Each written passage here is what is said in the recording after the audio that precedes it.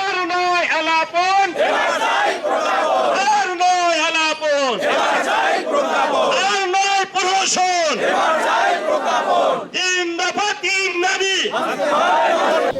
দর্শক, জনকণ্ঠ ডিজিটালে সকলকে স্বাগত জানাই। আজকের আমরা রয়েছি বরিশাল জেলার বাকেরগঞ্জ উপজেলা পরিষদের যে উপজেলা চত্বরটি রয়েছে। দর্শক, আপনাদেরকে জানিয়ে রাখি, সারা দেশে যে প্রাথমিক বিদ্যালয়ের যে সহকারী শিক্ষক তারা যে তাদের অবস্থান কর্মসূচি, তাদের যে 3 দফা দাবি, সেই দাবিতে যে তারা শাটডাউন কর্মসূচি পালন করছেন সারা দেশের নাই, কিন্তু আজকের বরিশালের বাকেরগঞ্জেও কিন্তু আমরা দেখেছি যে 279টি সরকারি প্রাথমিক বিদ্যালয়ের যে সহকারী শিক্ষক তারা কিন্তু সকাল থেকেই বাকেরগঞ্জ উপজেলা চত্বরে এসেছেন এবং তারা কিন্তু একটি সমাবেশ করেছেন। সেই সমাবেশটি শেষেই কিন্তু তারা একটি মৌন মিছিল নিয়ে কিন্তু বাকেরগঞ্জ উপজেলা যে চত্বরে যে উপজেলা প্রাথমিক শিক্ষা অফিসারের যে কার্যালয়টি রয়েছে সেখানে কিন্তু তারা সমবেত হয়েছেন এবং তারা কিন্তু এখানে বিক্ষোভ মিছিল দিয়েছেন এবং তারা কিন্তু দাবি জানিয়েছেন যে তাদের যে যৌক্তিক দাবি, সেই দাবি 3টি যদি অচিরেই মেনে না নেয় রাষ্ট্র, তাহলে কিন্তু তাদের এই আন্দোলন কিন্তু আরও বৃহত্তম আন্দোলন যাবে।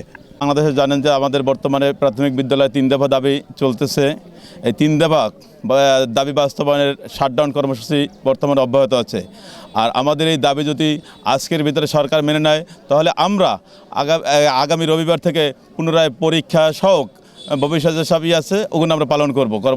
এছাড়া যদি দাবি না মেনে নেওয়া হয়, তা ভবিষ্যতে কেন্দ্রীয় কর্মসূচি যে দেবে তা আমরা সুন্দরভাবে এবং সফলভাবে পালন করব। শতভাগ পদোন্নতির দাবিতে শাটডাউন কর্মসূচির অংশ হিসাবে বাকেরগঞ্জে আজকে সকল 279টি বিদ্যালয়ে শাটডাউন কর্মসূচি পালিত হয়েছে। এর অংশ হিসাবে আজকে আলোচনা সভা হয়েছে প্রাথমিক শিক্ষক সমিতি ভবনে। সেখানে উপজেলা শিক্ষা অফিসার মহোদয় ছিল। তার পরবর্তীতে সকল শিক্ষক মৌন মিছিল আকারে উপজেলা পরিষদ চত্বরে এসছে।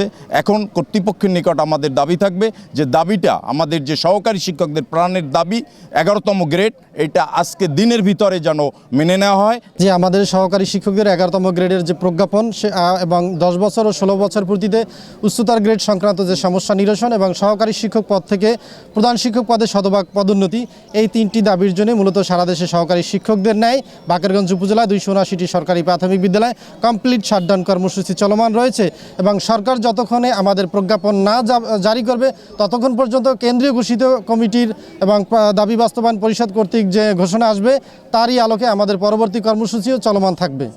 আমাদের মহোদয় আমাদের 3 দফা দাবি মেনে নেক, আমরা বিদ্যালয়ে ফিরে যাব। আমরা 11 মাস শিক্ষার্থীদের পড়িয়েছি। আমরা চাই না যে এই বিদ্যালয়ে আমরা শিক্ষার্থীদের কোনো আমাদের এই আন্দোলনে কোনো বেগবান বা কোনো হোক, ক্ষয়ক্ষতি হোক, আমরা চাই না।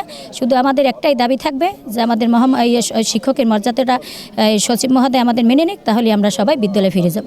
এর আগেও তারা কর্মসূচি দিয়েছে, কর্মবিরতি পালন করেছে। তবে 1 তারিখ থেকে আমাদের পরীক্ষা চলমান বিধায় এটা নিয়ে আমাদের একটা জাতীয় সংকট তৈরি হয়েছে। এই ব্যাপারে আমরা তাদের ইয়েকে সমর্থন করলেও কিন্তু এই সময় যে তারা আমাদের কোমলমতি শিশুদের পরীক্ষাকে জিম্মি করে এই মুহূর্তে যে কর্মবিরতি দিয়েছে, এতে আমাদের একটা জাতীয় সংকট তৈরি হয়েছে। আমরা অনুরোধ করেছি তাদেরকে যে কর্মবিরতি থেকে ফিরে এসে পরবর্তীতে কর্মসূচি দেওয়ার জন্য, যাতে আমাদের এই পরীক্ষা সুন্দরভাবে পরিচালিত হয়। এ ব্যাপারে সরকার অত্যন্ত কড়া পদক্ষেপ নিয়েছেন।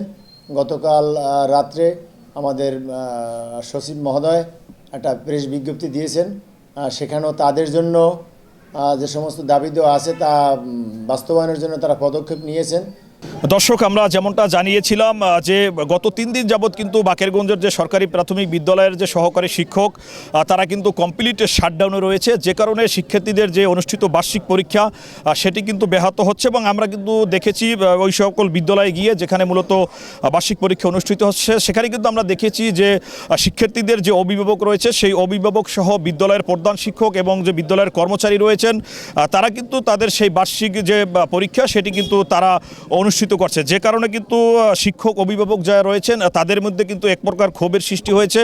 তারা কিন্তু যারা অভিভাবক তারাও কিন্তু দাবি জানিয়েছেন যে শিক্ষকদের যে সকল যৌক্তিক দাবি রয়েছে সেই দাবি যেন সরকার খুব দ্রুত সময়ের মধ্যে মেনে নেয়।